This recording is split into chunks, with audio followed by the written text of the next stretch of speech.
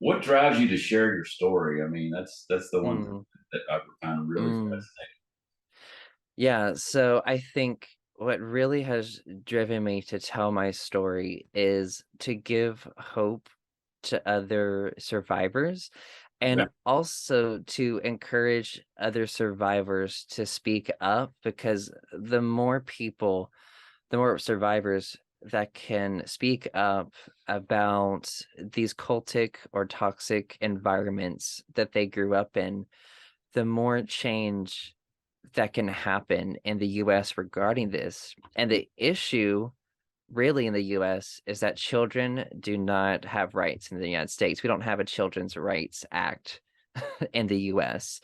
And that's what a lot of us survivors are trying to bring attention to is that there are children who are born into these cultic groups and they are hidden from society and no one knows about them.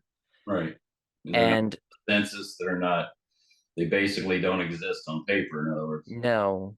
And so that's why I think a lot of us survivors, we're trying to get other people to speak up. And I know right now there is a petition online that is going around calling for Congress to pass a Children's Rights Act, which we'll see how that goes. But the more people that speak up, the more change that can happen.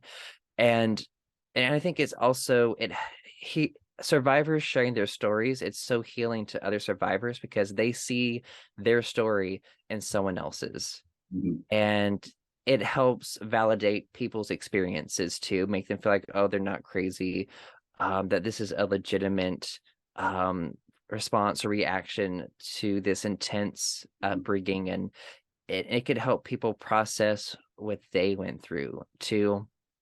And really, yeah, so for me, it's about inspiring, encouraging, and uplifting other survivors.